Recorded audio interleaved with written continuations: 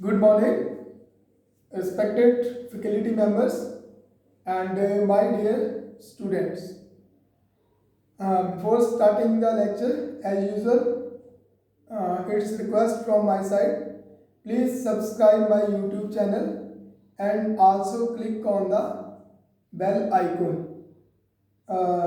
ताकि जो भी मैं वीडियोस डेली अपलोड कर रहा हूँ या डेली मैं आपको टीच कर रहा हूँ, जो भी पढ़ाने की कोशिश कर रहा हूँ आपको मैं घर बैठे, तो वो वीडियोस आपके पास प्रॉपर पहुँचती जाएं। सिलेबस पूरे की वीडियोस मैं बना रहा हूँ। अब पूरी एक सीरीज़ चलाई है हमने इंजीनियरिंग ड्राइंग सब्जेक्ट की, जिसमें हर चैप्टर का हर केस, हर कंटेंट हमने स्टेप बाय स्टेप उसमें कवर करने की कोशिश की है। ठीक है, तो आप लोगों से रिक्वेस्ट है कि अगर मैं इतनी मेहनत से काम कर रहा हूँ आप लोगों के लिए, तो प्लीज़ आप भी जो है वो स्टूडेंट्स को ये लिंक ज़रूर फॉरवर्ड करें, अपने फ्रेंड्स को, अपने फ्रेंड्स ग्रुप में, व्हाट्सएप ग्रुप में ये लिंक ज़रूर फॉरवर्ड कर दें।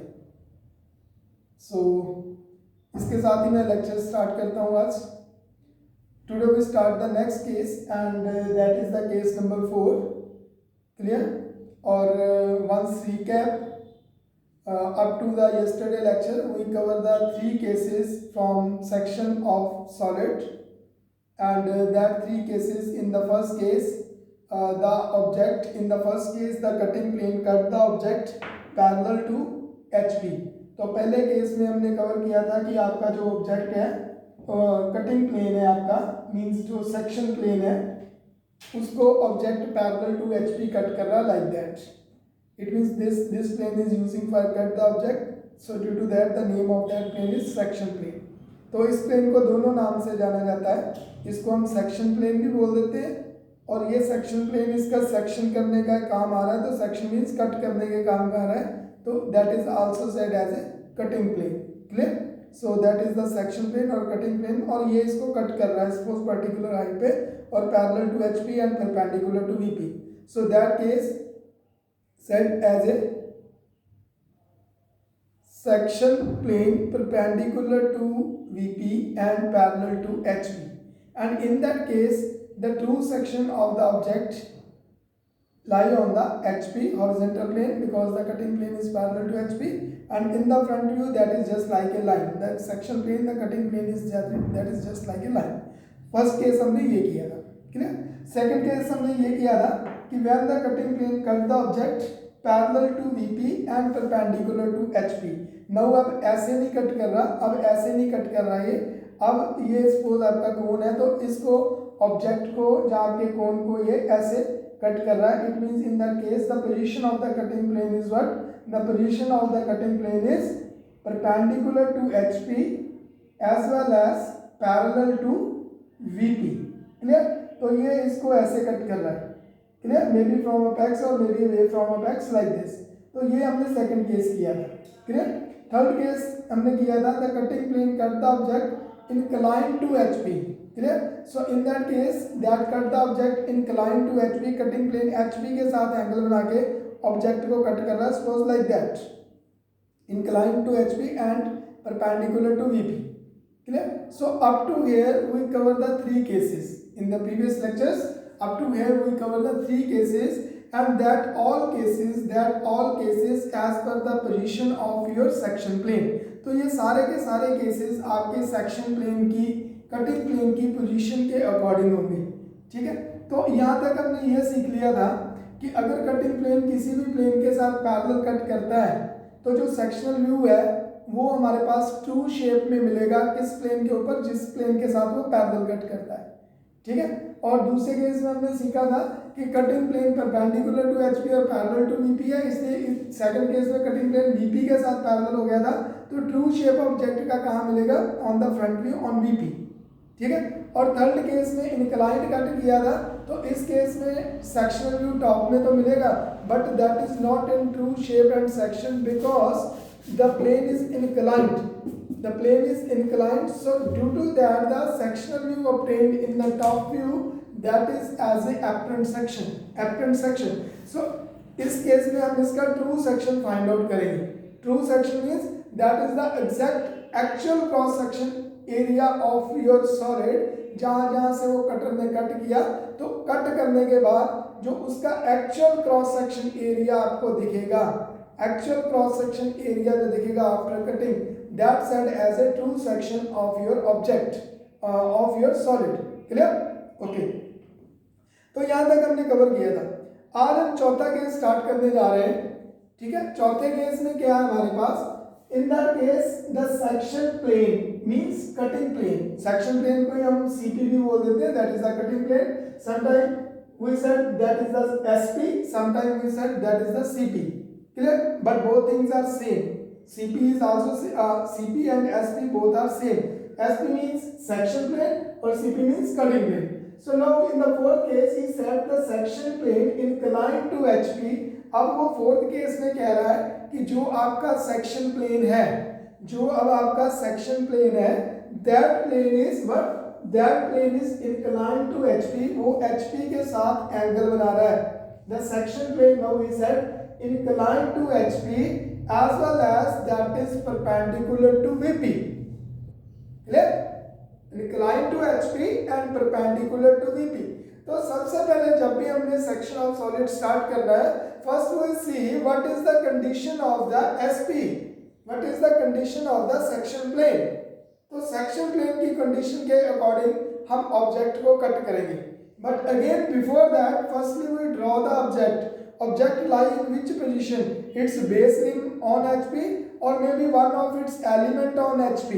क्लियर? तो ऑब्जेक्ट HP के साथ या VP के साथ किस रिलेशन में है, उस रिलेशन के अकॉर्डिंग हम मींस उसकी एक्सिस HP और VP के साथ क्या एंगल बना रही है, किस डायरेक्शन में कैसे है, उसके अकॉर्डिंग पहले हम उसका फ्रंट व्यू और टॉप व्यू ड्रॉ करेंगे, या sometime first top view then front view draw करेंगे। क्लियर? तो पहले हमें सॉलिड चाहिए, सॉलिड होगा तभी हम उसका सेक्शन कर पाएंगे, सॉलिड नहीं होगा तो हम हवा में थोड़ी तलवारें मारते जाएंगे कि सेक्शन हो गया। क्लियर? तो first what we required, first we required the solid. जब तक हमारे पास सॉलिड नहीं होगा, ठीक है, तब तक सेक्शन कहीं भी नहीं होगा। क्लियर? तो इट मीन सेक्शन होगा तभी उसको हम कट करेंगे, तभी बात बनेगी। So first we need the solid, first we need the solid. तो इस केस में अब जो हम केस करने जा रहे हैं, इसमें हम कोन को ले रहे हैं, and in that case he said we have a cone, right circular cone. Again already we described so many times, right क्यों, because the axis is 90 degree to its base, circular और cone, ठीक है, और base is also circle, so circular and shape is what cone. So he said we have a right circular cone and its base rim lie on HP, base rim lie on HP, or maybe he said its base on HP. Clear? And axis of the solid, or maybe height, or maybe altitude of the solid, he said that is suppose 60 mm now. So according to that the solid lie in that position, axis perpendicular to HP and parallel to VP, because he said right solid. Clear? So first in that case which view we draw first we draw its top view, because its base rim lie in the top view, उसका base rim top view में हमें नजर आएगा कि वो maximum उसका base है कितना। तो पहले हमने कोई भी जब सॉलिड बनाना है तो पहले हम उसके बेस पॉलीगन के अकॉर्डिंग उसको ड्रॉ करेंगे, या बेस लैमिना के अकॉर्डिंग ड्रॉ करेंगे, या बेस शेप के according you can say draw करेंगे। So its base shape where, base shape lie on HP, due to that is parallel to HP, due to that in the top view that is in true shape. So in the top view that should be true shape, top view में ये true shape में आएगा because that is lie on HP। तो top view में हमने base rim का जितना dia का बोला है उतने डाया का सबसे पहले एक सर्कल बना दिया। Clear? For he said the base rim is 40 mm, तो 40 mm dia, having 40 mm dia तो हमने 20 का कंपास ओपन किया, मींस 20 का रेडियस लिया, और हमने वर्टिकल एक्सिस लिया, हॉरिजॉन्टल एक्सिस लिया, उसके पे कंपास का नीडल फिक्स किया, 20 ओपन किया, वी मेक ए सर्कल, और उसके बाद definitely we cut the cone and circle in elements. Clear? And जितने एलिमेंट ज्यादा होंगे उतनी स्मूथ आर्क आएगी, इसलिए हमने इसको 12 डिफरेंट एलिमेंट्स में पूरे सर्कमफ्रेंस को, पूरे सर्कुलर डायमीटर को कट कर दिया। तो पूरा सर्कुलर डायमीटर कितना है, 360 degree, 360 divide by 12, it means each angle now should be at 30 degree. तो हमने ड्राफ्टर के स्केल को एक बार 30 डिग्री ऐसे ओपन कर दिया लाइक दिस, और उसका एक स्केल यूज किया हॉरिजॉन्टल, तो ये दो लाइनें आ जाएंगी, दो सेक्शन में कट कर जाएगा, इधर भी, और दूसरा स्केल 60 डिग्री होगा डेफिनेटली, उसको यूज करेंगे तो ये दूसरी तरफ इधर कट कर जाएगा। क्लियर? तो फिर हमने ड्राफ्टर के स्केल को 30 डिग्री सपोज नीचे रोटेट कर दिया और हॉरिजॉन्टल स्केल के साथ इधर कट कर दिया और अपोजिट स्केल के साथ इधर कट कर दिया। तो एक बार 0 से 30 डिग्री नीचे लोगे, दोनों स्केल को यूज करोगे, एक बार 0 से 30 डिग्री ऊपर लोगे तो दोनों स्केल को यूज करोगे, सेंटर से पास करवाओगे उस लाइन को, एलिमेंट को, तो डेफिनेटली आपका सर्कल फटाफट 12 पार्ट्स में डिवाइड हो जाएगा, क्योंकि वर्टिकल और हॉरिजॉन्टल में तो आपने पहले 4 पार्ट्स में डिवाइड कर दिया था उसको, जब आपने एक्सिस ली, जब आपने उसका सर्कुलर रिंग बनाया। Clear? So after that, where is the center point? Where is the axis that is passes from the center of the basin? तो बेसिन का सेंटर ये आ गया जहाँ पे सारे एलिमेंट सेंटर में मीट कर रहे हैं, वहां से हम एक्सिस 90 डिग्री ऊपर देंगे। So after that, how we can cut the height of the solid, altitude of the solid, that is perpendicular distance from base to apex or vertex. ठीक है, base to apex or vertex, that is the perpendicular distance. So baseline here, baseline on HP. Due to that perpendicular distance cut from the XY to upper side. Suppose he said that is 60 mm. तो base से लेके ऊपर तक हमने 60 mm का point लगा दिया। After that maximum solid आपको फ्रंट में कितना नजर आ रहा है? मैक्सिमम सॉलिड के फ्रंट में ये दोनों तरफ आपको डायमीटर ऐसे नजर आएंगे, ये स्केल्स के जो अंदर आ रहे हैं वो एज ए लाइंस नजर आ रही है हमें, these are as a lines in the front view।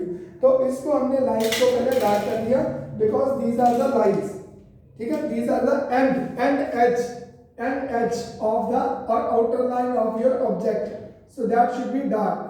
तो इसको हमने डार्क कर दिया, क्योंकि एंड है ये कोन, समझी ना बात, क्योंकि कोन की एंड है तो डेफिनेटली ये क्या लेंगे? डार्क। तो अभी हमने इसका सेक्शन करना है, इसलिए अभी मैं इसको लाइट ही ड्रॉ करूंगा, इट इज ऑलवेज बेटर, ताकि जब मैं इसको बाद में डिलीट करना चाहूँ तो आराम से वो डिलीट हो जाए। नहीं तो वो अभी डार्क पेंसिल यूज कर दूंगा तो क्या होगा कि उसके इंप्रेशंस नीचे रह जाएंगे अगर आप रबड़ से रब भी करोगे।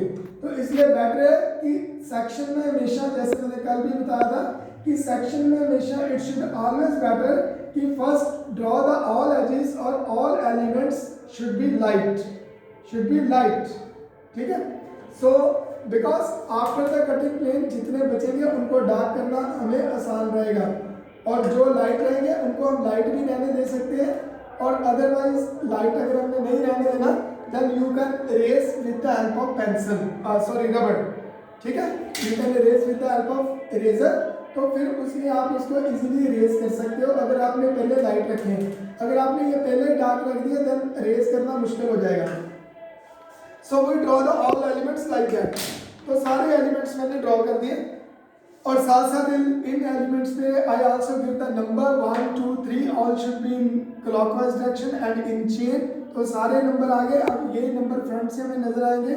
सो 1 डैश हियर, मैं थोड़ा फास्ट करवा रहा हूँ क्योंकि ऑलरेडी ये चीज़ें डिस्कस कर चुके हैं हम, प्रोजेक्शन ऑफ सॉलिड में भी और सेक्शन ऑफ सॉलिड में भी। ये कौन का केस है ऑलरेडी हम कर चुके हैं पहले।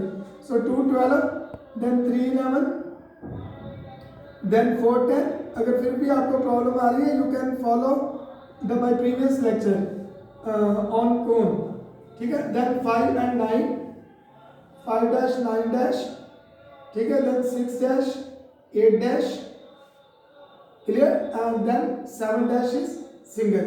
So we look at our points 1 2 3 4 5 6 7 8 9 10 11 12, okay, and here we have the O dash। तो अभी तक हमने क्या किया? अभी तक हमने सिर्फ और सिर्फ कोन को लाई करवाया when the base rim lie on HP and the axis of your cone is perpendicular to HP and parallel to VP। तो अभी तक हमने सिर्फ इस पोजीशन में कोन को लाई करा के इसका फ्रंट व्यू और टॉप व्यू ड्रॉ किया। Now we are talking about its cutting plane, its section plane, ठीक है, एसपी और may be CP. Now we said about the section plane की सेक्शन प्लेन कैसे कट कर रहा है, क्लियर। अब वो कह रहा है we are section plane and that cut the cone, that cut, ध्यान से समझना, मैं इसकी जो पोजीशन करूंगा वही पोजीशन यहाँ पे होगी। He said we have a section plane, that plane cut the cone, ठीक है, suppose 20 mm away from the apex, or maybe 10 mm away from the apex, or maybe 15 mm away from the apex, ठीक है। तो सबसे पहले फिर उस case में हमने ये अज्यूम किया, आपने भी एग्जाम में ये अज्यूम कर लेना है ऐसे कि आपका जो यहाँ पे कटिंग प्लेन पहुंच गया इसके अपेक्स पे, पहले कटिंग प्लेन कहाँ पहुंचा, इसके अपेक्स पे यहाँ पे, clear. After that he said the plane is inclined to VP suppose at 30 degree. After that he said the plane is inclined to VP at 30 degree. तो मैंने VP के साथ इसका एंगल कर दिया 30 डिग्री लाइक दैट। ध्यान से इस एक्रेलिक शीट की तरफ ध्यान से देखो, मैं इसको क्या कर रहा हूँ, कौन सा एंगल दे रहा हूँ। अभी ये अपेक्स पे है और अभी इस कंडीशन में ये पूरी एक्रेलिक शीट क्या है, VP के साथ क्या है।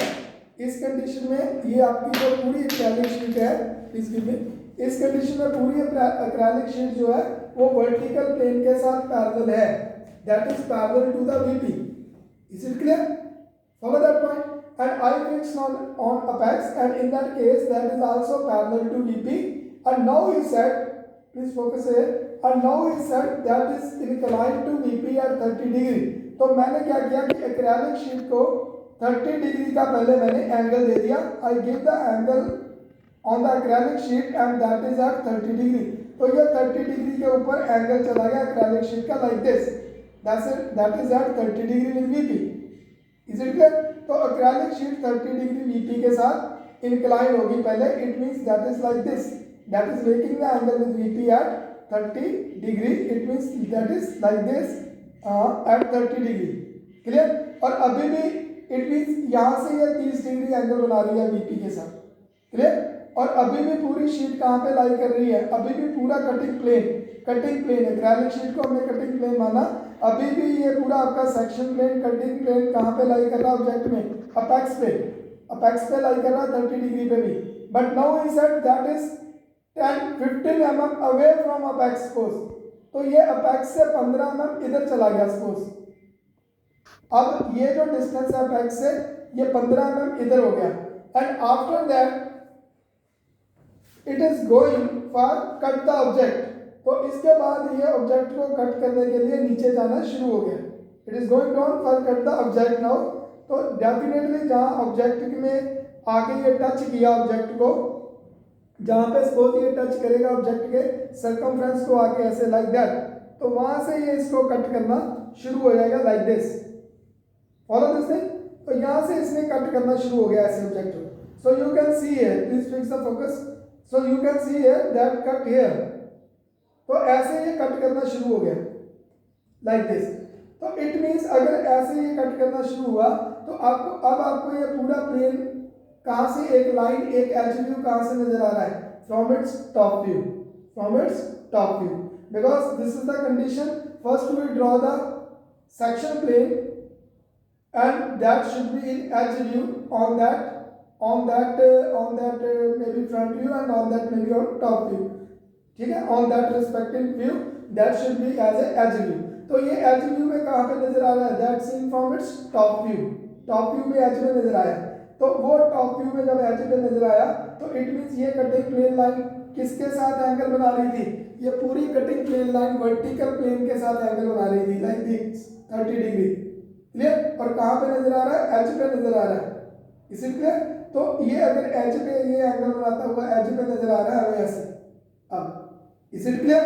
तो सबसे पहले हम ये एज ड्रॉ करेंगे and that seen from which view, top view, okay. तो मैंने सबसे पहले क्या किया, और वो जो एज है वो अपेक्स से कितनी दूरी पे है, अपेक्स आपकी यहाँ है, ध्यान से देखो, अपेक्स आपकी यहाँ पे है और एज आपका यहाँ पे है this, and that is 15 mm away from its apex. तो सबसे पहले क्या करेंगे अब हम यहाँ पे, फॉर लोकेट दैट एज, इस एज को किस एलिमेंट पे कट करेंगे। यहाँ ये प्रॉब्लम आती है कि 30 डिग्री तो है सर, 30 डिग्री तो है, नो डाउट कि मैंने 30 डिग्री ड्राफ्टर ओपन कर दिया। अब ड्राफ्ट को 30 डिग्री में कहाँ पे, किस एज पे, इस एज पे 15 लूँ, स्लैंट एज पे 2 वाले एज पे 15 लूँ, या O2 3 वाले एज पे 15 लूँ, या O2 4 वाले एज पे 15 लूँ, या O2 5 वाले, या O2 6, where I cut that edge as 30 degree 15 mm from the apex, so that is the problem in the exam, ठीक है। तो स्टूडेंट्स को ये नहीं क्लियर होता कि मैं इसको 30 डिग्री कहाँ से कट कराऊँ इसको, मैं 30 डिग्री, फिर देखो स्टूडेंट्स को ये प्रॉपरली क्लियर होता कि लास्ट पहले केस में थे हमने O24 के ऊपर सीधा सीधा डिस्टेंस ले लिया था, क्योंकि कटिंग प्लेन का परपेंडिकुलर डिस्टेंस बन रहा था VP से, तो वो परपेंडिकुलर एज था O24 एलिमेंट O24, तो डायरेक्टली हमने O24 से परपेंडिकुलर वो डिस्टेंस लेकर 20 उसको कट करा दिया था in the previous case, clear. But in that case the cutting plane is not parallel to VP, that is inclined to VP।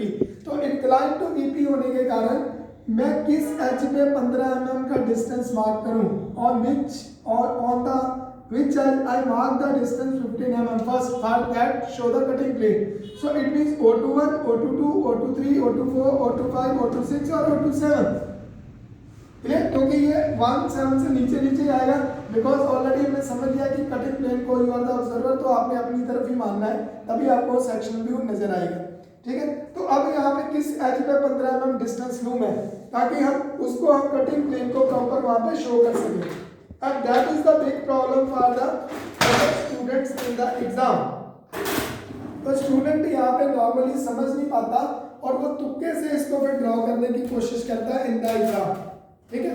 अब देखो जब कोई भी हमारे पास कोई भी डिस्टेंस या कोई भी एच की वो बात या एलिमेंट की बात नहीं कर रहा वो, तो फिर उसको हमने मार्क कैसे करना है, ठीक है, कहां से हम उसको मार्क करेंगे, क्लियर। सो फॉर दैट जब हमारे पास एच और उसकी बात नहीं कर रहा एलिमेंट की वो, तो उस केस में हम सीधा सीधा करेंगे, we open the 15 mm compass, fix on the O and make a arc, is it clear. फिर समझो, we open the compass 15 mm, fix on O and make a arc. तो मैंने वो कंपास 15 mm की ओपन की, 15 mm की open करके मैंने एक आर्क लगा दी सबसे पहले, and that arc is what, that is the 15 mm, ठीक है। अब इस आर्क का मैं टेंजेंट ड्रॉ कर दूंगा, I draw a tangent of that arc and that tangent should be at 30 degree, clear. क्योंकि ये सर्कमफ्रेंशियल आर्क के ऊपर, क्यों, क्योंकि ये सर्कमफ्रेंशियल एरिया को कट कर रहा है, रट्टा नहीं लगाना कि सर ने बताया था आर्क इसलिए, बट आर्क बताया था होगा भी आर्क पे कट, बट वाई, बिकॉज ये सर्कमफ्रेंशियल एरिया कट कर रहा है, और सर्कमफ्रेंशियल एरिया क्या है, आर्क वाइज एरिया, वो एक आर्क बन रही है और उस आर्क को वो 30 डिग्री पे कट कर रहा है 15 mm away from the apex. तो इसलिए हमने अपेक्स से एक आर्क बना दी। आर्क बनाने के बाद हमने क्या किया, अपने ड्राफ्टर के स्केल को ध्यान से समझो, आर्क बनाने के बाद हमने अपने ड्राफ्टर के स्केल को बेस के साथ 30 डिग्री ओपन कर दिया लाइक दैट, और उस आर्क का वही टाइट करके ड्राफ्टर के स्केल को 30 डिग्री, उस आर्क का जहां पे 30 डिग्री के साथ टेंजेंट मीट कर रहा है कहीं भी, उस टेंजेंट के साथ हमने उसको कट करवाया, इज इट क्लियर। तो वो जो टेंजेंट जाएगा वो उस आर्क का टेंजेंट जाएगा कटिंग प्लेन का, वो उस आर्क को टेंजेंटली कट करता हुआ जाएगा लाइक दिस। तो ऐसे वो टेंजेंटली कट करता हुआ चला गया, is it clear. So this is the reason why we cut that distance on the arc, because in the cone we have the circumferential area। तो जब वो circumferential area को कट करेगा तो वो circumferential area एक arc का area बन रहा है, तो उस arc के ऊपर वो कटिंग प्लेन जा रहा है 15 mm away from the apex।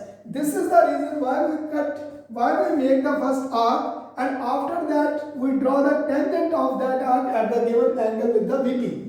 This is the reason, is it clear। रट्टा नहीं लगाना, रीजन समझना, what is the reason behind it. अगर ये चीज आपको समझ आ गई तो फिर आप एग्जाम में अपने आप ड्रॉ करते जाओगे बिना दिमाग पे प्रेशर और टेंशन डाले, क्योंकि आपने लर्न कर लिया स्टेप क्यों है, कि ये स्टेप हो क्यों रहा है, दिस इज द रीजन कि ऐसा क्यों हो रहा है, is it clear. So we make that arc first, okay. अब आपने आर्क बना दी। अब आर्क कैसे दिखती है, वो कंसेप्ट वही रहेगा, it look like a chain line but thick eight ends. So that concept again should be same, already we covered it in the previous lectures। तो एंड से ये आर्क का आपके पास क्या आ गई, एंड से ये आर्क थिक कर दी हमने, that is thick in the end point. तो एंड पॉइंट पे जो उसका लाइन आएगा 10 से 15 mm जो लाइन आती है लंबी, उसको हम थिक कर देंगे। And after that we draw the perpendicular to that arc, उस आर्क के परपेंडिकुलर एरो हेड्स क्या आएंगे, उस आर्क के परपेंडिकुलर आ जाएंगे, clear. So that is the perpendicular. तो आर्क 30 डिग्री पे थी, तो ये उसका परपेंडिकुलर हो जाएगा। क्लियर? और that arrow should be with the arrows, dark arrows, and the ratio of that arrowheads double or triple from the normal arrowheads. Already we covered it. तो अब आग कहाँ पे कट कर रही है? टॉप व्यू को। Please fix the camera here. आग कहाँ पे कट कर रही है? आग कट कर रही है टॉप व्यू को। तो टॉप व्यू को अगर आग कट कर रही है तो due to that here that is top view कहाँ पे बना? That is on HP. So due to that we can write here H dash, not dash sorry, because that is in the top view. So top view का point कभी भी dash से नहीं आएगा. So due to that we can write here HT. So we trace the position of the arc. Okay. After that अब हमने देखना कि और क्या आया, और हमारे पास यहाँ पे एक पॉइंट मिला जहाँ पे एग्जैक्ट सर्कमफ्रेंस को आर्क ने कट किया. There I locate the point suppose A. Circumference को कट कर रहा है और बाय डिफॉल्ट जहाँ सर्कमफ्रेंस को कट कर रहा है वहां पे एलिमेंट भी आ रहा है साथ ही. ठीक है, एलिमेंट यहाँ नीचे भी हो सकता था, तो फिर सर्कमफ्रेंस का पॉइंट ये मिलता है. तो सबसे पहले देखना है कहीं भी वो कट कर सकता है. सबसे पहले आपको बेस के सर्कल रिम का पॉइंट मिलेगा ही मिलेगा. तो वो ए आ गया जहाँ पे जब सर्कमफ्रेंस मूव कर रहा था 1 to 2, 1 to 2 जब सर्कमफ्रेंस मूव कर रहा था तब वो पॉइंट ए लोकेट हुआ on the base rim, on the base circle of the cone. ठीक है, तो जरूरी नहीं है कि वो पॉइंट आपको O2 1 पे या O2 2 पे मिले. अगर ये एंगल नीचे होता तो डेफिनेटली O2 2 नीचे चला जाता. ठीक है, और उसके बाद फिर एलिमेंट पे कट करती. लेकिन सबसे पहले कट कर तो कहाँ करेगी? सर्कमफ्रेंस पे, क्योंकि सर्कल के यहाँ कट कर गया कटिंग प्लेन. कट करते हुए ये कटिंग प्लेन ऐसे अब कट करते हुए ऑब्जेक्ट को ऐसे नीचे तक चला जाएगा लाइक दिस. ऐसे नीचे तक चला गया कट करते हुए. ठीक है, मैं यहाँ पे एक सॉलिड वैसे रख देता हूँ ताकि ये गिरे ना. तो बेसिकली आपका ऑब्जेक्ट ये है, आपकी जो आंखें हैं वो यहाँ होनी चाहिए. तो कट करते हुए नीचे चला गया और ये पॉइंट मुझे यहाँ मिला. That is the point A and the point A is here on the circumference of your cone. Clear? तो ए हमें यहाँ पे मिल गया. ठीक है, अब हमने देखा नेक्स्ट पॉइंट कहाँ पे कट कर रहा है. नेक्स्ट सर्कमफ्रेंस नहीं है, नेक्स्ट एलिमेंट पे है. एलिमेंट O23 है. तो O23 पे पॉइंट आ गया बी. मैं ऊपर की तरफ लगा देता हूँ ताकि ये प्रोजेक्शन में बाद में प्रॉब्लम ना आए. तो O23 पे पॉइंट आ गया हमारे पास बी. देन O24 पे कट किया यहाँ पे, तो यहाँ पे पॉइंट आ गया सी. देन अगेन सर्कमफ्रेंस पे कट किया तो वहां पे पॉइंट आ गया D. So we locate that point. अब यहाँ पे डी आया, लेकिन अगर ये सपोज ये लाइन ऊपर चली जाती, इधर आ जाती, एंगल कुछ ऐसे बन जाता तो फिर डी O25 एलिमेंट पे आ जाता, और जहाँ पे ये लाइन सर्कमफ्रेंस पे कट करती 5 to 6 वहां पे ई आ जाता. तो जरूरी नहीं है कि यहाँ पे 4 पॉइंट आए, यहाँ पे 5 भी आ सकते हैं, 6 भी आ सकते हैं. It depends upon the angle of the cutting plane line कि वो कहाँ से पास हो रही है और किस किस एलिमेंट को कट करती हुई जा रही है. इट डिपेंड्स अपॉन दैट कि how many points you can locate there. Clear? लेकिन आपने सीधा सीधा दिमाग में रखना है कि जहां पे कटिंग प्लेन लाइन सर्कमफ्रेंस को कट करेगी, दो एंड पॉइंट वो आएंगे ही आएंगे आपके पास. क्लियर? प्लस जहां पे कटिंग प्लेन लाइन एलिमेंट्स को कट करती जाएगी वो पॉइंट आते जाएंगे. ठीक है. अब ये पॉइंट्स लोकेट करने के बाद हमने फ्रंट व्यू में इसका इंक्लाइंड कट किया. अब देखो इसने इंक्लाइंड कट कर दिया. इंक्लाइंड कट करने के कारण क्या हुआ? अरे पैराबोलिक शेप तो मिली हमें, no doubt, but now that parabolic shape due to the angle of the cutting plane, that parabolic shape also inclined with the VP. तो अगर ये पैराबोलिक शेप VP के साथ इंक्लाइंड हो रही है, आपको मिल रही है in the section view, then that should be not in true section, definitely that is in apparent section. तो इस केस में पहले हम वो apparent section ढूंढेंगे कि वो पैराबोलिक शेप कैसे और कितनी मिल रही है apparent section. तो उसको ढूंढने के लिए सेम उसी मेथड से जैसे हमने कल कवर किया था, जो पॉइंट जहाँ कट कर रहा है उसकी प्रोजेक्शन ऊपर ले गए. सबसे पहले ए आया था. ए कब आया था? When the circumference move from 1 to 2. तो 1 to 2 का एरिया अगर हम देखें इधर फ्रंट में तो 1 to 2 का ये इतना सा एरिया आ रहा है. 1 to 2 दिस एरिया 1 and 2.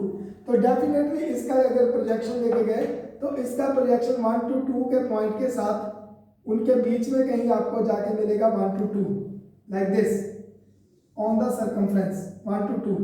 और ऑलरेडी ये 2 के पास से चल रहा था इसलिए वही 2 पे मिल गया ये आपको। देन अगला पॉइंट है बी। बी कहाँ पे आया? O23। तो O23 का ये थर्ड एलिमेंट था। O23 का कौन सा एलिमेंट था? थर्ड एलिमेंट था। तो हमने थर्ड एलिमेंट को जब वहाँ पे जाके मिला दिया, then locate the point O23। तो यहाँ पे थर्ड एलिमेंट पे कट किया, वहाँ पे पॉइंट O23 मीन्स वहाँ पे पॉइंट आपको B मिल जाएगा। In the front view that is the point B dash and here we have the point A dash. ठीक है, नेक्स्ट पॉइंट C। अब पॉइंट C की वही प्रॉब्लम आ गई, कल वाली प्रॉब्लम फिर, कि पॉइंट C अगर मैं O24 पे लेके जाऊँ तो O24 का परपेंडिकुलर पूरा एक्सिस जा रहा है ऊपर तक। ठीक है, तो कल के लेक्चर में भी आपको मैंने समझाया था ये पॉइंट, अगर ऐसे है तो आपने कैसे ढूंढना है। तो इस केस में क्या किया था हमने कि अगर कोई लाइन है हमारे पास O24, तो वो अगर टॉप में ट्रू लेंथ नहीं दिख रही तो हम ट्रू लेंथ कैसे निकालते थे? First we draw the base parallel to XY, then fix on O and open the 4, open up to the 4 and rotate the compass up to the base of O। उसके बाद 90 degree ऊपर ले जाते थे और इधर जहाँ 4 मिल रहा है बेस पे वहाँ 4 से मीट हो गया, जहाँ ऊपर O मिल रहा है O से मीट हो गया, तो ये ट्रू लेंथ आ जाती थी। तो ऐसे हम ट्रू लेंथ फाइंड आउट करते थे जब करनी होती थी। तो वही मेथड हम यहाँ पे करेंगे। We fix the compass on O and open up to the point C। Fix on the O and open up to the point C। अब C उस आर्क से थोड़ा सा नीचे पॉइंट जा रहा है। ठीक है, अब C पॉइंट जो है उस आर्क से थोड़ा सा नीचे जा रहा पॉइंट। देखो वो जो आर्क हमने ली थी पहले, वो आर्क 15 पे ली थी, वो आर्क कौन सी थी? That is the tangent arc, that is why we draw for the section plane. But no, अब वो उस आर्क पे सी नहीं आ रहा, उस आर्क पे 1-2 mm नीचे की तरफ जा रहा है वो पॉइंट ऑलमोस्ट। तो वो आर्क फिर हम नीचे तक कंपास को ओपन करेंगे, then we rotate a arc.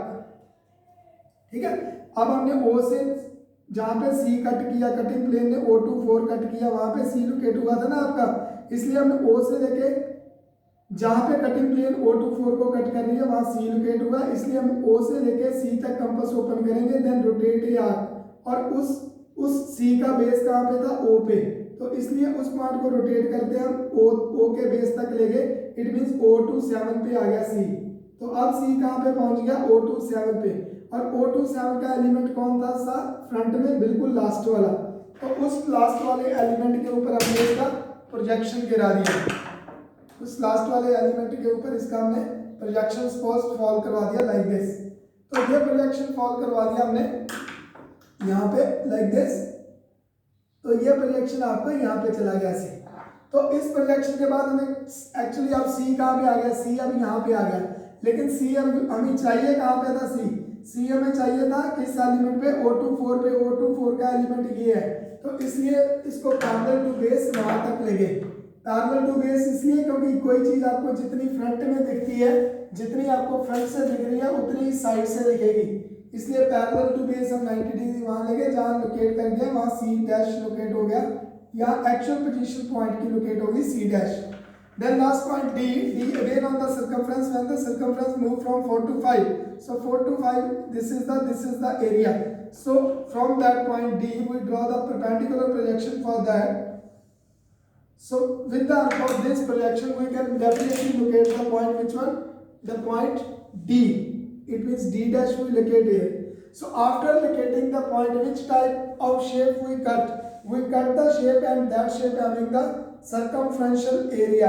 So when we cut the shape and the shape having the circumferential area, then that all points should be meet with the smooth arc.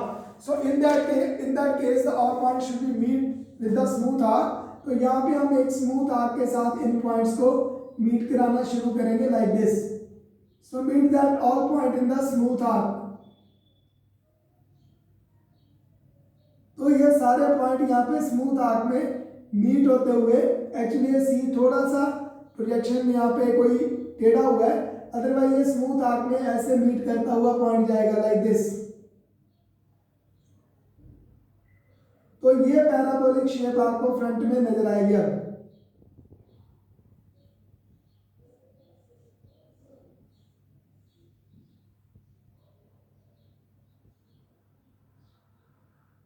so in that case definitely you can see this parabolic shape। और after पहले artistic drawing की तरह इनके points को meet करोगे आप, वही कि सी से स्टार्ट करोगे, बी को सेंटर में लोगे तो ए से मीट करोगे, तो ये पैराबोलिक शेप की तरह राउंड एरिया है, तो ये ऊपर से राउंड होती हुई आर्क नजर आएगी नीचे की तरफ हमेशा।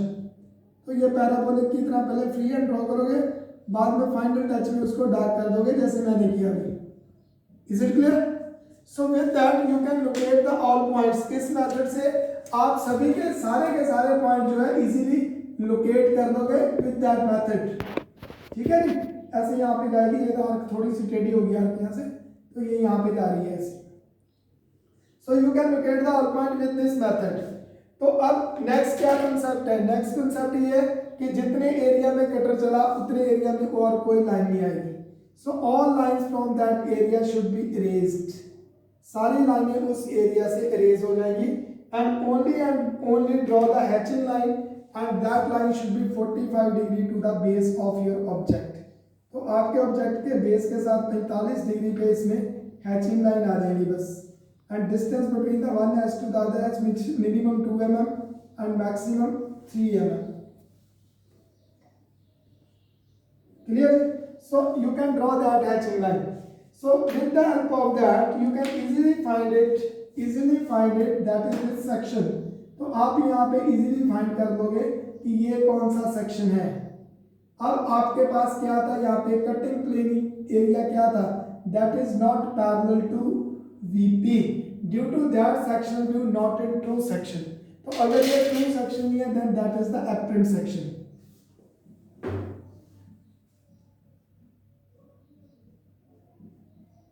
So then that is what? That is the apparent section because the cutting plane area now not parallel to VP. So अगर cutting plane area VP के साथ parallel नहीं है तो ये sectional view कभी भी आपको true section में नहीं मिलेगा। That is always in the apparent section. ठीक है? और कोण का क्या है? अब देखो ये एंगल होने के कारण ऐसे एंगल हो गया 30 डिग्री सपोज ऐसे। तो एंगल होने के कारण क्या हुआ कि ये जो आपको सेक्शनल एरिया फ्रंट में नजर आ रहा है वो ट्रू में नहीं नजर आया, वो एपरेंट में नजर आया। एक तो ये चीज, तो एपरेंट में हमने ढूंढ लिया और हमें फ्रंट में क्या नजर आ रहा है।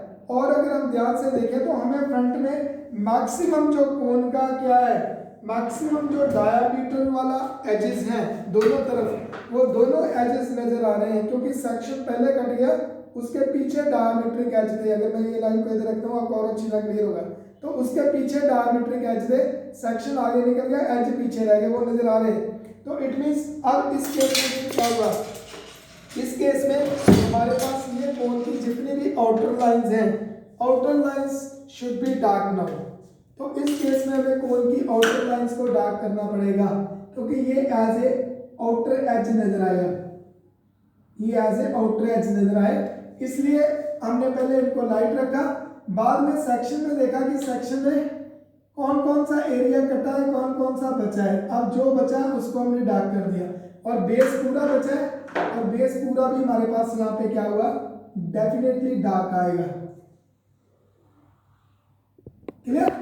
डेफिनेटली बेस अब डार्क आएगा। तो अब अपने एपरेंट सेक्शन ढूंढ लिया और बाकी एलिमेंट्स क्या है, the other elements we only and only assume on the circumference of a cone, that are assuming elements. तो याद रखना सिलेंडर और कोन में ये एलिमेंट हम सर्कमफ्रेंस के ऊपर अज्यूम करते हैं। So those elements we assume only that should be always light, but those are edge edges on the surface that should be dark only, but here we assume that elements due to that should be light in the inner side of the cone.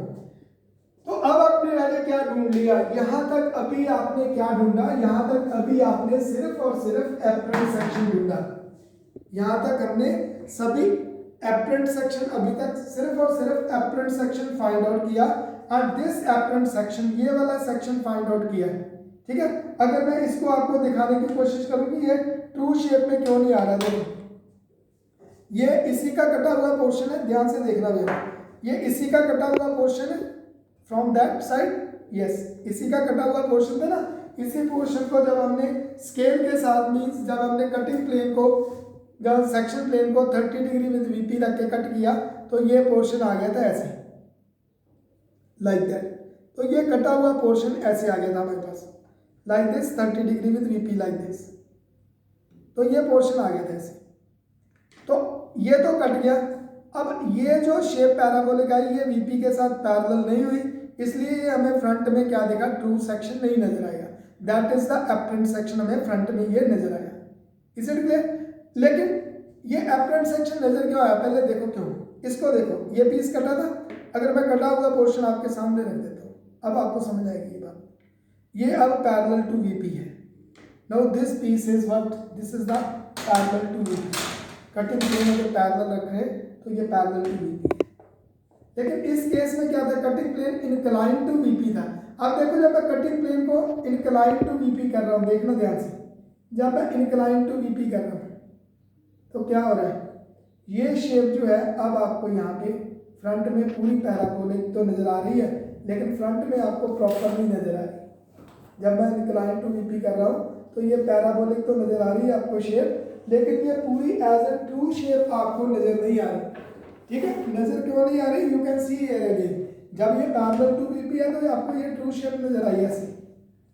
जब cutting plane parallel to VP है, ना ये कह लो ये sectional view parallel to VP है तो true shape नजर आई। लेकिन जब मैंने कटिंग प्लेन को 30 डिग्री इंक्लाइन कर दिया वीपी के साथ, तो क्या हो रहा है, वो पैराबोलिक शेप भी इंक्लाइंड हो रही है, तो अब वो आपको ट्रू सेक्शन में नजर नहीं आएगी। Is it clear? अब आपको वो फ्रंट में ट्रू सेक्शन में नजर नहीं आएगी, इसलिए आपको यहाँ पे ये जो शेप अब नजर आ रही है, that is not in true section, that is not in true section. अब अगर ये ट्रू सेक्शन में नहीं है, then that is with section, that is the apparent section, that is the apparent section. Is it clear? तो इस case में वो कहेगा ट्रू सेक्शन फाइंड आउट करो। अब देखो प्रैक्टिकली ट्रू सेक्शन कब फाइंड आउट होगा, कटिंग प्लेन ने ऐसे कट कर दिया, ऐसे कट कर दिया, और अब ये वाला जो सेक्शनल है, ये जो ट्रू सेक्शन में आ गया, ये कब इसके साथ हमें कब दिखेगा ट्रू सेक्शन में, जब ये इस कटिंग प्लेन के साथ पैरेलल होगा, पैरेलल होगा, और उसके बाद हम इसको 90 डिग्री इस प्लेन के साथ जब देखेंगे, तब ये ट्रू सेक्शन में इस प्लेन के साथ नजर आएगा, तब ये ट्रू सेक्शन में इस प्लेन के साथ नजर आएगा ऐसे। Is it clear? तो ये ट्रू सेक्शन एक्चुअली अब हमने फाइंड आउट करना है। ठीक है, अब हम फाइंड आउट कैसे करेंगे इसको, ऑलरेडी वी कवर दैट, कि सबसे पहले क्या कहते थे, कल हमने कवर किया था कि we draw the auxiliary plane, auxiliary plane. Actually तो पहले ऑक्सिलरी प्लेन यहाँ कौन सा आ रहा है इसकी भी बात अभी मैं कर लूँ ताकि आपको क्लियर हो जाए। तो अब एक चीज और देखो, कटिंग प्लेन जब ऐसे कट कर रहा था तो क्या था, parallel to VP, parallel to VP था। अब कटिंग प्लेन ने क्या किया, पैरेलल टू वीपी था, इट मींस वीपी की तरह बिहेव कर रहा है। ठीक है, इसलिए आप इस प्लेन को बोल सकते थे, अगर कटिंग प्लेन में है, और आपको रख के बताता हूँ, अगर ये मेरे पास वीपी सपोज इधर है, अब ये छोटे वाला कटिंग प्लेन है मेरे पास, ये ग्रीन पीस जो है, इसको मैंने मान लिया कि ये अब कटिंग का काम करेगा, इसलिए that is the cutting plane. अब ये कटिंग प्लेन जब पैरेलल टू वीपी कट कर रहा था, क्लियर, तो ये पूरी शीट, ये पूरी ग्रीन शीट जो है, पीछे जो व्हाइट एक्रेलिक शीट है उसके साथ कैसा बिहेव कर रही है, पैरेलल, पैरेलल बिहेव कर रही है। तो ये जो एक्रेलिक व्हाइट शीट है इसका नाम तो हमने रख दिया वर्टिकल प्लेन। ठीक है, अब ये जो नया प्लेन बन गया, बेशक ये कटिंग प्लेन ही है, तो ये जो नया प्लेन बन गया ये एक ऑक्सिलरी प्लेन हो गया। इट मींस प्रिंसिपल प्लेन तीन ही रहेंगे, एचपी, वीपी और पीपी। इनके अलावा जितने भी और प्लेन एज्यूम करेंगे that are the auxiliary plane, वो ऑक्सिलरी में चले गए, उस क्वाड्रेंट मॉडल से आगे निकल गया, ऑक्सिलरी में चले गए। So that are the auxiliary planes. पहली बात तो ये। अब इन ऑक्सिलरी प्लेन्स का नाम कैसे होगा, ये ऑक्सिलरी प्लेन जो है वो मेन प्लेन के साथ कैसा बिहेव कर रहे हैं। अब ये ऑक्सिलरी प्लेन वर्टिकल प्लेन के साथ क्या पैरेलल, तो इस वर्टिकल प्लेन के साथ पैरेलल है, तो इट मींस ये ऑक्सिलरी प्लेन वर्टिकल प्लेन की तरह बिहेव करना शुरू हो गया, तो इसलिए हमने इसका नाम रख दिया auxiliary vertical plane. Follow that thing. अब अगर मैं कहूँ कि ये हॉरिजॉन्टल प्लेन है, ये टेबल अगर मैं कहूँ कि ये पूरा टेबल हॉरिजॉन्टल प्लेन है, इसके पैरेलल मैंने ये कटिंग प्लेन ऐसे माना था पहले केस में जो परसों किया था हमने, तो कटिंग प्लेन को ऐसे माना था। तो अब ये कटिंग प्लेन किसकी तरह बिहेव कर रहा है, एचपी की तरह, बट ये एचपी तो है नहीं, बट बिहेव एचपी की तरह कर रहा है क्योंकि एचपी के साथ पैरेलल है। तो इसलिए ये क्या हो गया, ये हो गया auxiliary horizontal plane. Follow that point. तो ये auxiliary horizontal plane first quadrant में भी हो सकते हैं और थर्ड क्वाड्रेंट में भी हो सकते हैं। ठीक है, तो अगर auxiliary horizontal plane first quadrant में है तो डेफिनेटली हम उसको क्या कहते हैं, अबव एचपी, और मे बी ऑन एचपी हो सकता है वो। और अगर वो थर्ड क्वाड्रेंट में है तो उसको क्या कह देंगे, ऑक्सिलरी, वो किसके पैरेलल हो जाएगा, थर्ड क्वाड्रेंट में ग्राउंड के साथ पैरेलल हो जाएगा, तो उसको हम कह देते हैं auxiliary ground plane, auxiliary ground plane. तो याद रखना, जब भी कुछ प्रॉब्लम में उसने दिया auxiliary ground plane and the students are confused कि सर अब ये ऑक्सिलरी ग्राउंड प्लेन कहाँ से आ गया। ठीक है, पहली बात तो ये कि जब वो ग्राउंड की बात करेगा जहाँ तो वो थर्ड क्वाड्रेंट में होगा या वो फोर्थ क्वाड्रेंट में होगा। अब फोर्थ तो हम लेते नहीं ड्यू टू ओवरलैपिंग, उसको हमने सेकंड चैप्टर में प्रोजेक्शन ऑफ लाइन तक ही छोड़ दिया। ठीक है, तो जहाँ तो वो थर्ड क्वाड्रेंट में होगा।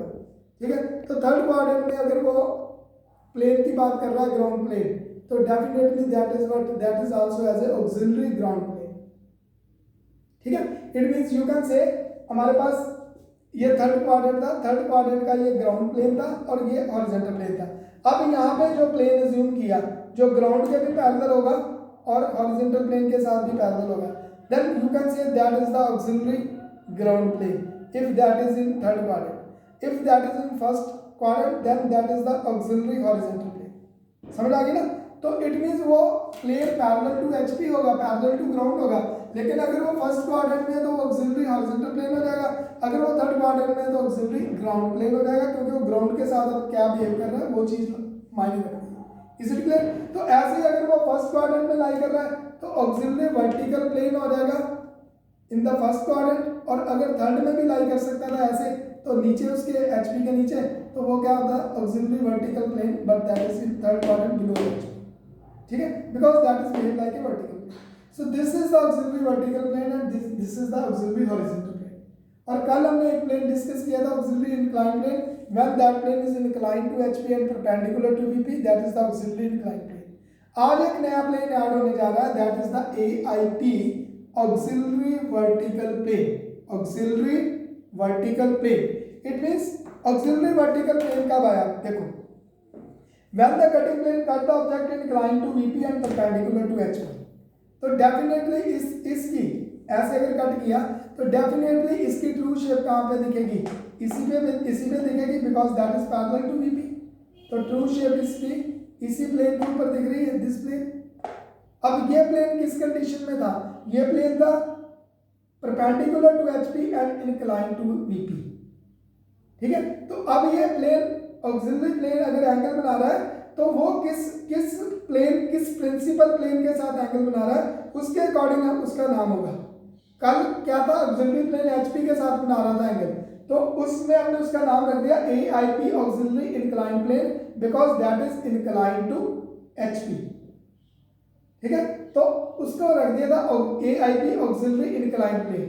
अब ये वीपी के साथ एंगल बना रहा है तो इसको रखेंगे ए वी पी, क्योंकि पूरा प्लेन किस डायरेक्शन में है, पूरा प्लेन है वर्टिकल डायरेक्शन में, इसलिए इसका नाम हमने रख दिया क्या, उसमें क्या था, उसमें इंक्लाइन डायरेक्शन में था, इसमें क्या था, वर्टिकल डायरेक्शन में था। तो है तो अब ये भी ऑक्सिलरी, तो वहाँ आई की और है भी प्लेन, तो फिर वो इंक्लाइंड था तो आई आ गया, ये वर्टिकल है तो क्या आ जाएगा, आई की जगह वी आ जाएगा, तो इसलिए इसका नाम हो जाएगा ऑक्सिलरी वर्टिकल प्लेन।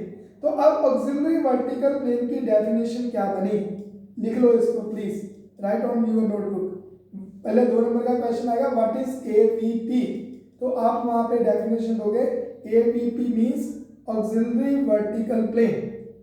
तो अब फिर उसकी फुल डेफिनेशन लिखोगे, when a plane is not a principal plane but that plane is as a inclined to VP behave, that plane behave inclined to VP and perpendicular to HP, inclined to VP and perpendicular to HP, then definitely that's said as a auxiliary vertical plane, auxiliary vertical plane.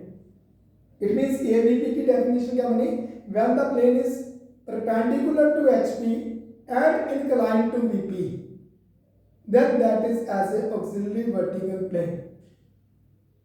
ठीक है ना, जैसे उसमें था AIP क्या था, when the plane is inclined to HP and perpendicular to VP, then that is the auxiliary vertical plane, auxiliary inclined plane.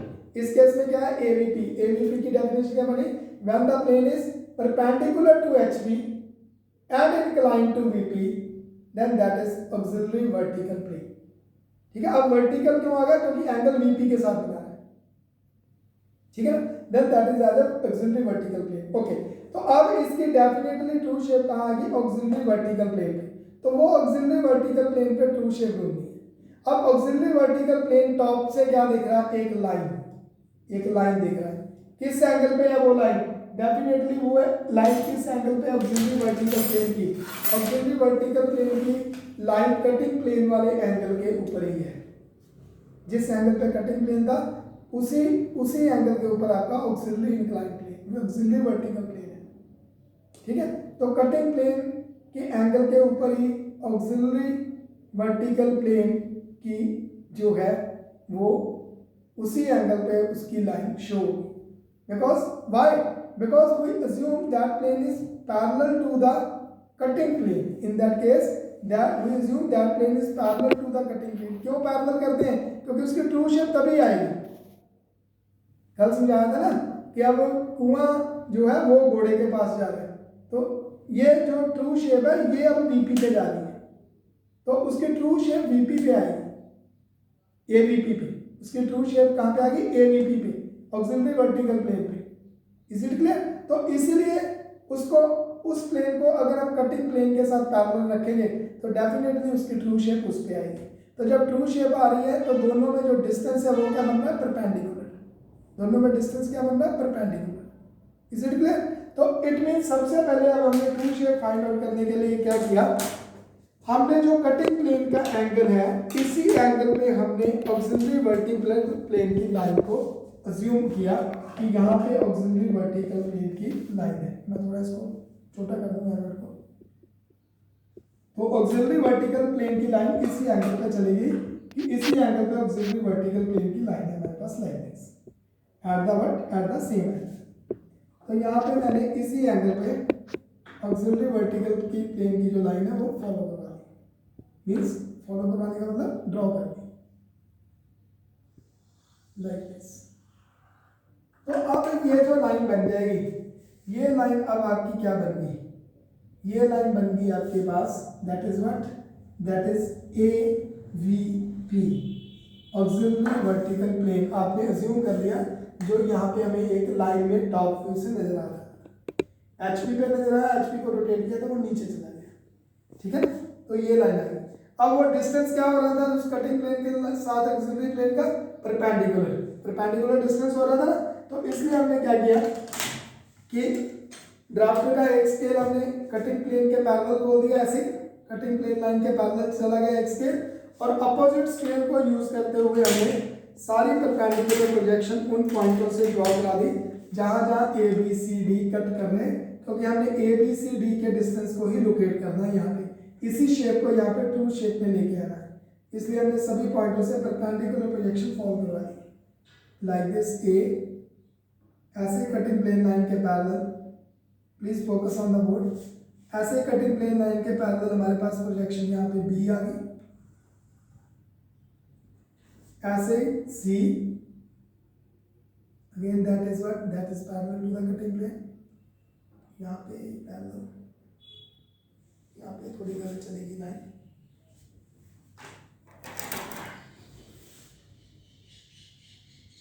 तो याद रखना these projection always should be perpendicular to the cutting plane line. नहीं तो यहाँ पे shape कभी भी आपके पास ट्रू शेप नहीं आएगी. So that should be perpendicular to the cutting plane line. यहाँ पे आ गया B का प्रोजेक्शन, ऐसे यहाँ से C का प्रोजेक्शन आ गया हमारे पास. So you can draw the projection of C from this point also, like this, and last projection you can draw it. That is what, that is the projection. Which one? That is the projection here, D. Okay. तो ये सभी projection की line है. ऐसे यहाँ पे अब 4 point है, यहाँ पे 5 होते तो 5 प्रोजेक्शन आ जाती, 6 होते ABCDEF भी होता तो 6 आ जाती, E तक होता तो 5 आ जाती, लाइक क्लियर। अगर सी तक होता तो 3 आ जाती। तो जहाँ जहाँ भी कटिंग प्लेन लाइन कट कर रही है सर्कमफ्रेंस पे और एलिमेंट्स पे, वहाँ वहाँ से प्रोजेक्शन दे देंगे, दैट्स ऑल। क्लियर। अब हमने देखा, देखो अब प्रॉब्लम कहाँ थी, कल वाले केस में प्रॉब्लम नीचे थी, यहाँ पे टॉप व्यू में थी प्रॉब्लम कल वाले केस में। क्लियर, ठीक है ना, क्योंकि उसका एपरेंट सेक्शन टॉप व्यू में मिल रहा था। आज एपरेंट सेक्शन कहाँ पे मिला, फ्रंट व्यू में। तो इट मीन्स अब प्रॉब्लम कहाँ पे है, प्रॉब्लम यहाँ पे है। तो सेम वही पॉइंट की जहाँ पे प्रॉब्लम है डॉक्टर वहीं से ऑपरेशन करेगा। So you pick the point from this apparent section, वहीं से आप पॉइंट पिक करोगे। अब कैसे पिक करेंगे, 2 पॉइंट तो सीधे सीधे आपको सर्कमफ्रेंस में मिल रहे हैं यहाँ पे ए और डी, एक्स वाई के ऊपर ही।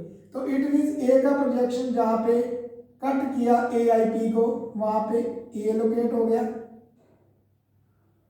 अब यहाँ 2 शेप आएगी, पॉइंट चेंज हो जाएंगे, टॉप है तो डैश तो आएगा नहीं, फ्रंट है तो यहाँ पे A1 आ गया। टॉप है तो डैश नहीं ना आएगा, फ्रंट में डैश आता है, तो इसलिए यहाँ पे A1 कर दिया हमने। अब B का डिस्टेंस हमने ये उठाया, B का डिस्टेंस कब आया था, देखो जब B से 90 डिग्री प्रोजेक्शन जा रहा था ऊपर और वो एक्स वाई को कट किया तो B का डिस्टेंस आ गया। अच्छा एक चीज और, ये था एक्स वाई, क्या था ये वाला एक्स वाई, एच पी को और वी पी को शो कर रहा था, और ये कौन से प्लेन थे, प्रिंसिपल प्लेन। अब ये ऑक्सिलरी प्लेन को शो कर रहा है, इसलिए हमने इसको नाम दे सकते हैं, ए आई पी को हम x1 y1 का नाम भी दे देते हैं। कभी कभी टेक्स्ट बुक में उसने ए वी पी को या ए आई पी को x1 y1 का भी नाम दिया है, याद रखना, ठीक है। तो क्यों दिया, क्योंकि ये प्रिंसिपल प्लेन था और अब ये ऑक्सिलरी में चला गया, तो all auxiliary plane as a secondary plane, ठीक है। तो इसलिए उसको सेकेंडरी है तो इसका नाम चेंज करने के लिए वहाँ एक्स वाई था, यहाँ रख दिया x1 y1, इसी क्लियर। और एक्स वाई क्यों आ रहा है, क्योंकि वही एच पी और वीपी के डिस्टेंस आ रहे हैं, वही कंसेप्ट उसी के अकॉर्डिंग जो हमने ऑलरेडी लर्न किया है। नेक्स्ट पॉइंट हमने लेना है बी। तो बी का प्रोजेक्शन 90 डिग्री ये गया, जहाँ पे वो एक्स वाई को कट किया वहाँ कंपास फिक्स की, और जहाँ तक वो पहुंचा बी तक वहाँ तक ओपन की, and open the compass from X Y to B and cut the same distance on the projector B but fix the compass on x1 and y1 then cut it. Fix the compass on x1 and y1 then cut it. So with that you can locate the point B, B1. Next C1, again C का है, जब O24 element पे C आया था, cutting plane ने cut किया तो इसका प्रोजेक्शन ऊपर जा रहा है, तो x1 y1 से C का डिस्टेंस पिक किया and we cut on the projector C, और C कहाँ से आ रहा था, from third projector. So here we definitely will locate the point, which one, we locate the point C now, C1. Then D again कहाँ पे है, D again x1 और y1 पे, और xy पे है D again, तो यहाँ पे वो D का प्रोजेक्टर जहाँ x1 y1 को कट करेगा, definitely they will locate the point D1. So after locating the point you can meet in the smooth arc. तो सारे पॉइंट लोकेट करने के बाद आप इसको एक स्मूथ आर्क में मीट कर दो, like this, meet in a smooth arc after locating the all points.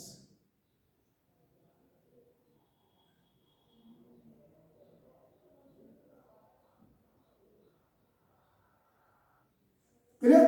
तो ये आपके पास, आपने जब स्मूथ आर्क में मीट किया इसको, तो ये आपके पास एक आर्क ऐसी पैराबोलिक दिखनी शुरू हो जाएगी, लाइक दिस,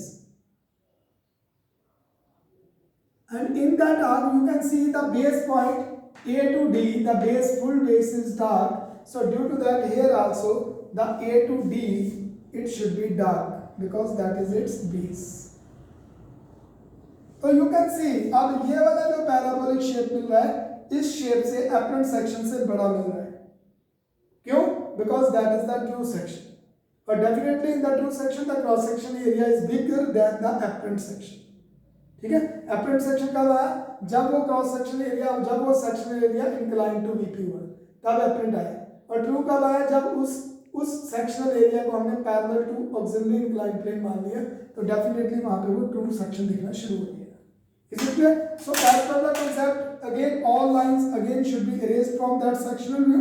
इस सेक्शनल व्यू से सभी लाइंस, इवन पॉइंट, सब कुछ इरेज कर देंगे, and we draw only and only the 45 degree hatching line means, and that line again at 45 degree to the base of your 45 degree to the what 45 degree to the base of your x1 y1। तो अब ये 45 degree जो आएंगी line, hatching line आएंगी, ये x1 y1 के साथ 45 degree हो जाएगी। तो इट मीन्स अपने ड्राफ्टर के स्केल को x1 y1 को 0 मान के अपने ड्राफ्टर के स्केल को अपने 45 डिग्री पे ओपन कर देना है, और उसी डिग्री पे ये सारी लाइंस फिर आ जाएंगी। That should be at 45 degree. ठीक है, तो आप अपने ड्राफ्टर के स्केल को 0 डिग्री पे लेके फिर 45 मीन्स x1 y1 को 0 डिग्री मान के फिर आप 45 डिग्री कवर कर दोगे। तो अगर देखें तो x1 y1 कितना था 30 डिग्री, 30 प्लस 45 डिग्री अगर कर दो तो कितना होगा 75 degree. So no this lines at 75 degree जब ड्रॉ करोगे तो ऑटोमेटिकली x1 y1 के साथ 45 डिग्री हो जाएगी। Is it clear? So this is the true section. So with that method you can easily find out the true section of your object। तो आप अपने ऑब्जेक्ट का इजीली ट्रू सेक्शन जो है वो यहाँ पे फाइंड आउट कर लोगे।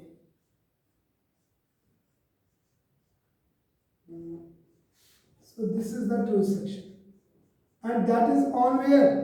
That is on AVP, auxiliary vertical plane। तो अब इस केस में ये भी कह सकता है, इस केस में वो ये भी कह सकता है। अब वो अगर उसने इस केस को टफ करना हुआ तो वो डायरेक्ट नहीं देगा the cutting plane angle cut the 30 degree with VP and perpendicular to HP, ऐसा नहीं हो कहेगा। अगर उसने केस को टफ देना होगा तो वो सीधा सीधा बोल देगा the AVP angle is 30 degree.